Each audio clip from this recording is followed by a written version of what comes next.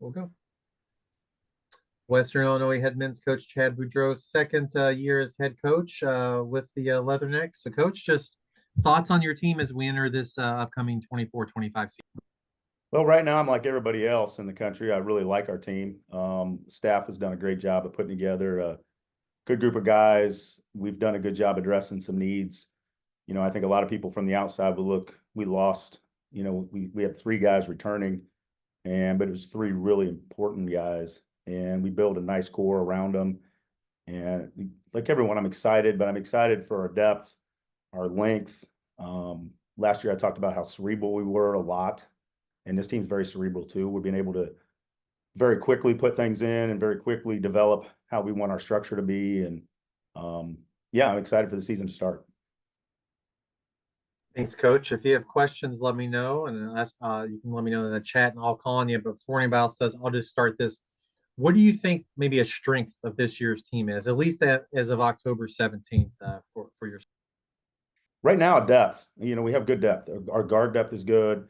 Returning Ryan Myers, an all-league player, knows the system, knows what we want, is just huge. And it's the depth at the guards. It's a depth up front. I think we're able to play different ways now. Last year we had a certain way we had to play because of, late in the year we were down to 7, and by the time we was in a conference tournament, we were really playing 6 guys. And I don't see that happening right now. The depth is good, competition is good. If we started tomorrow, I don't know who the starting 5 would be. I know Ryan's starting. I know Tay's starting. After that, it's really up in the air, which is a good thing. We have good depth. We have good athleticism. We're going to be able to do a lot of the things that we could do last year, but I think we're going to be able to do it in different ways, and I think we'll be able to do things at a quicker pace. But if we need to, we can slow it down too. So the overall depth of the team is definitely a plus right now. We'll go to some questions. And again, if you have one, let me know down in the chat. John, you're up first. You talk about Ryan. What have you seen out of his game, and how important was that to get him back? Oh, it's huge, and it's big for the program, but it's also big for Western Illinois and big for the league. It's an example of an all-league guy that's staying in the OVC, wants to represent Western Illinois, wants to represent the OVC.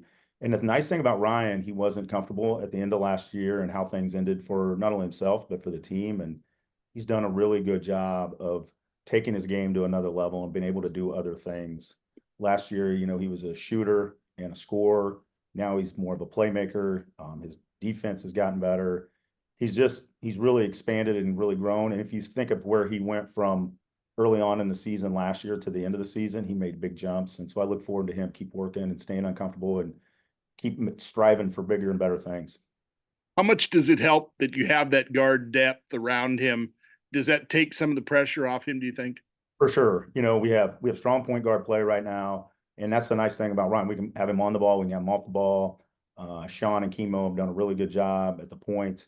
Trey, Marco, Juju, those guys at the wing bring length and athleticism and depth.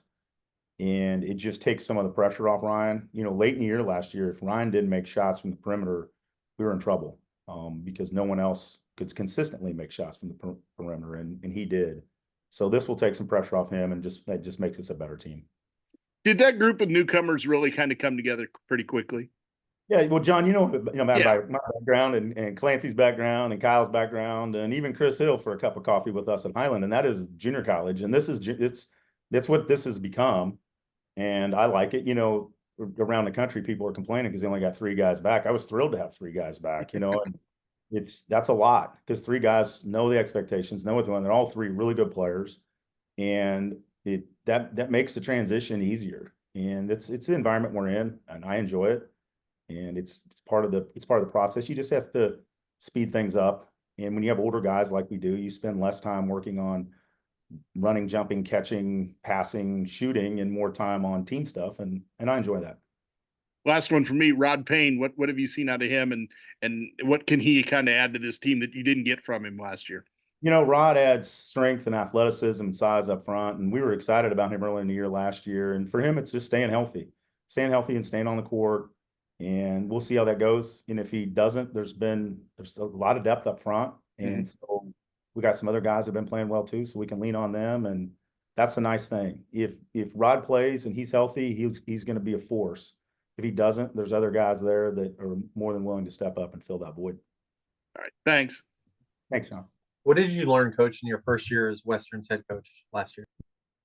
I think you reflect and things you do differently. And I know in certain situations in games, I thought there was mistakes that I made that I need to improve on. And I went back and watched. And at the time, I'm a big note taker and I write things down. And it's just things that I need to improve on. One, the league is different than the Summit that we were in before. And I enjoy the league. I enjoy the coaches in the league. There's a lot of good people in the league. We should probably get some rivalries going where maybe, I wrestle around with Marty or Brian Broney or one of those guys before a game and really but I just can't. I like all these guys and I enjoy that. I enjoy the newness of seeing new towns and new places. And some of them I've been to before. I've had the opportunity to play at Cookeville a couple of times and really like that community. And Crawdaddy's, the restaurant there is great. And Little Rock, we get to go to Little Rock this year. I'm a big fan of Little Rock. And obviously St. Louis and Evansville. And I like that. There's some newness to it. And I think, the travel of the league's better. And as a head coach going into a second year, you take more of that in now. We have a system, we have our structure in place, a style of play in place. And so take more time and enjoy some of these communities in our league. Now, some of those players have changed that you've played against too, but how would you foresee the league being this year, just with what you learned about it last? That I don't know. It's these league, it's ever changing. If I was on the women's side, I could probably talk about because the women's side, there wasn't a lot of change. Here with our league, I think anytime these mid-level leagues are good, you're going to see players exiting. And when the league is good, it's twofold. It's good for the league. It's good in that moment. But at the end of the year, people are going to, that's a good league. Moorhead got the NCAA tournament, and they looked really good against Illinois. In a different draw, they may have won the game. That was a really good basketball team. But so was Martin. So was Little Rock. So was Tennessee State. So was that. It's just a good league. It's well coached, but there's a lot of unknowns. I don't know who other people have. I'm worried about our circle and getting us better and getting us ready for the season. So I don't spend a ton of time, looking into that. And early in the year when November, December gets started, we'll spend more time, watching other teams. And at that point, we're rooting for everybody in the league because we want everybody in the league to win. We want the profile of the league to be raised. And that happens by the non-conference schedule and people winning games. Well, let's talk about your non-conference schedule. You walked right into it. And, November 4th, San Jose State, but some good matchups, some good teams coming to your place this year. Yeah, at this level, you have to bring in money, and we're trying to find different places and play different people. So going out playing San Jose State and then Pepperdine is a new trip for us, and look forward to it. I think again, there's unknowns with those teams too. You have a new coach at Pepperdine. Tim Miles does a great job at San Jose State. They lost a lot of guys, but they also got a lot of new guys. So there's a lot of unknowns. And for us early, the non-con for me is we're trying to win every game, but it's building towards the conference. We're trying to get better. We want to see growth in the first 2 weeks, 4 weeks, 6 weeks, and then when we get into conference play. So it's really just a springboard for us to get ready for the conference season. And this year, 20 conference games, and so you play 2 before Christmas. Is that negative, positive? How's that impact? I love the 20 games. I wish that it makes scheduling easier for one. 2, we get to go to Little Rock this year. We didn't get to do that last year, so I look forward to that. I look forward to that trip. And I like it before. I'm one of those people. I really don't care when we play, as long as we can get the games on the schedule and get them in. And the 20-game schedule helps with scheduling, so it's great. Your answer earlier about blending in just the few returning players you have. How hard is that though? Because you said your background, you're used to that doing that, but each team may be a little bit different. How has it been this year with blending the new with the current?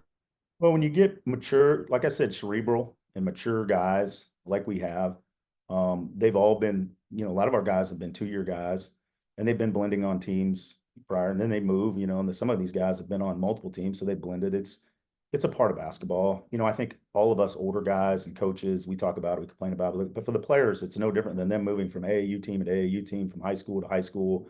It's just how quickly can they adapt to that system and learn the system. And I want them to do, every kid, I just want them to do what they're best at. And so they can be great at what they're great at. So we focus on what they're really good at and try to highlight that. And then in the meantime, we're working on things that they need to get better at. And so blending them is I don't know. I don't think it's that difficult. It's just, what do you put into it? What's your expectations? And you got to be patient. There's got to be a lot of patience in this. You see the Tykes hooping. I got 5 kids, and you got to be patient. It takes time. It's the first game. If we don't play well, you can't get frustrated. Earlier in the year last year, we were really bad early, and it took South Dakota beating us here at home before we kind of like regrouped and stepped back, and we got better. It takes time. You can't How, overreact. how hard is it to be patient? How do you work on your patience then? Because I would be the same way. It would be frustrating. You just reflect and figure out. For me, it's what am I not doing? Instead of pointing fingers and trying to blame everybody else, I just bring it internally. I have a great staff. John knows that. Scott knows that. They're around our staff. I have an incredible staff, and we all talk and we bounce ideas off each other, and we come up with things we need to improve on. And we try to. One thing we always try to say is to stay uncomfortable. And so even if we're playing well, you can't be comfortable with that because there's going to be an obstacle. Somebody's going to get hurt. Something's going to happen. Somebody's going to pour in threes in the first half. You can't panic. You just got to operate and hold the circle and stick together. And I think we do a good job of that. We got a couple more minutes to coach. If anybody else has other questions for him, if not, I'll keep going here. Just talk about being back as the head coach and part of the Western community and what it's been like and what it's meant to you this time around. Well, one, I think the nice thing, I'm not really into polls, but I know the polls came out the other day, and you can take those either way. You can use them as motivation one way or the other. And I haven't talked to my team about them because they don't really care. They know it doesn't matter. But for me, there's expectations here now. There's expectations at the school for us. There's expectations in the community for us. We were picked second, and that's expectations. That's awesome. It's the first time in a long time. John, you've been around Western Illinois basketball for a long time. The expectations haven't been here. And that's what I want. I want us to have expectations. And that means you're doing things the right way. That means that you're building something. And when we're going on the right track. The community here, the Macomb community is great. People come in here for 24 hours and they don't get to meet people and see people. But I grew up 70 miles straight west of here in Iowa. And it's this tri-state area. There's just a lot of good people and they love basketball. And if you can put a good product on the floor, and they'll come to the games, and I look forward to the fans coming out because they will. They'll come out, they'll support us, and they support us in the community. The community is great. And I really appreciate it. I want to make sure to say that our Macomb community is unreal.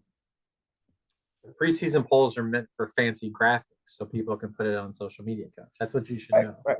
And make some people mad, make some people happy. But in the end, it doesn't matter. I feel exactly the same now being picked second as I did last year when we were picked 8th, 9th, or 10th, or whatever it was.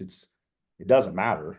It's your approach doesn't change. It's about your team and building your structure and putting in your system and getting everything up and going. It doesn't matter, but I do for our community and for our school and for Paul, our athletic director, and Shelby and Kristen and Taylor and all the people in our athletic department here, Scott and John. It covers this and works hard for us.